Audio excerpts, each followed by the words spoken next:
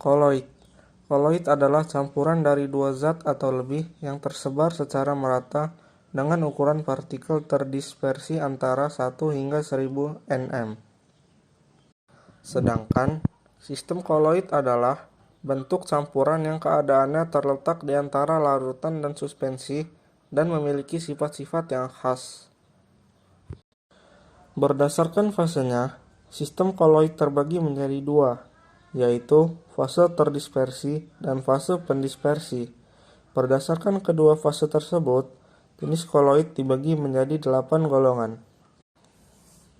Di antaranya, 1. Jenis koloid aerosol, yang fase terdispersinya cair dan fase pendispersinya gas. Contohnya seperti awan, kabut, atau hairspray. Yang kedua, jenis koloid emulsi, yang fase terdispersinya cair dan fase pendispersinya cair. Contohnya seperti santan, mayones, dan susu. Jenis koloid yang ketiga adalah emulsi padat atau gel. Fase terdispersinya cair dan fase pendispersinya padat. Contohnya seperti keju, margarin, ataupun jelly.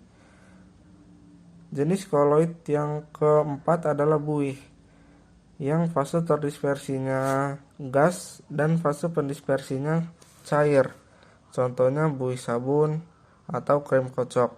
Yang kelima adalah jenis koloid buih padat, yang fase terdispersinya gas dan fase pendispersinya padat. Contoh koloidnya batu apung, styrofoam, ataupun karet busa. Yang keenam adalah jenis koloid sol padat, yang fase terdispersinya padat dan fase pendispersinya padat. Contohnya seperti tanah ataupun lumpur. Yang ketujuh adalah jenis koloid aerosol, yang fase terdispersinya padat dan fase pendispersinya gas. Contohnya seperti debu. Dan yang terakhir adalah jenis koloid sol, yang fase terdispersinya padat dan fase pendispersinya cair. Contohnya seperti tinta, cat, ataupun pasta gigi. Sistem koloid mempunyai sifat khas yang berbeda dengan sifat sistem-sistem dispersi lainnya. Sifat-sifat koloid yang khas misalnya efek Tyndall, gerak Brown, adsorpsi, dan koagulasi. Efek Tyndall. Efek Tyndall adalah efek penghamburan cahaya oleh partikel koloid. Ketika berkas cahaya diarahkan ke larutan, cahaya tersebut akan diteruskan, sehingga kita tidak bisa melihatnya. Kenapa? Hal ini dikarenakan larutan bersifat homogen. Di sisi lain, ketika berkas cahaya diarahkan ke partikel-partikel koloid dan suspensi, berkas sinar akan dihamburkan sehingga jejaknya dapat terlihat.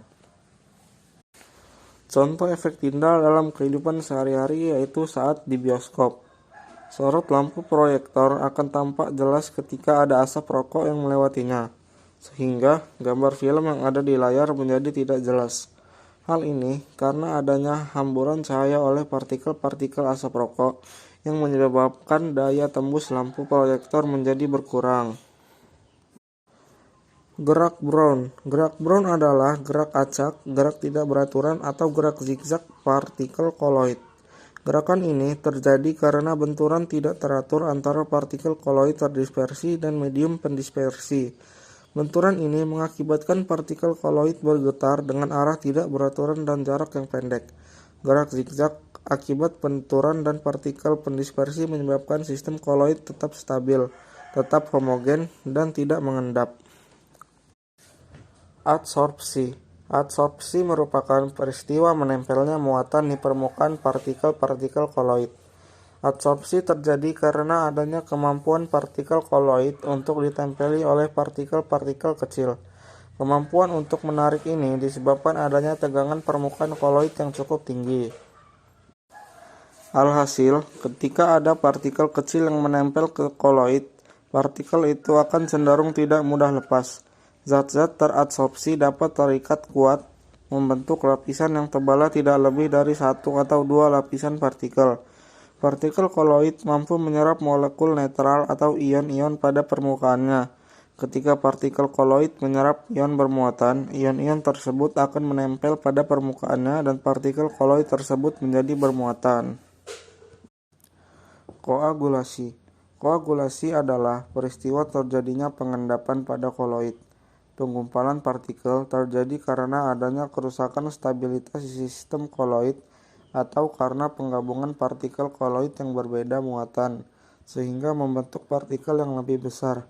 Koagulasi dapat dipengaruhi oleh pemanasan, pendinginan, penambahan elektrolit, pembusukan, pencampuran koloid yang berbeda muatan, dan elektroforesis. Contoh koagulasi koloid dalam kehidupan sehari-hari yaitu pada penggumpalan susu yang basi dan telur yang direbus hingga membeku.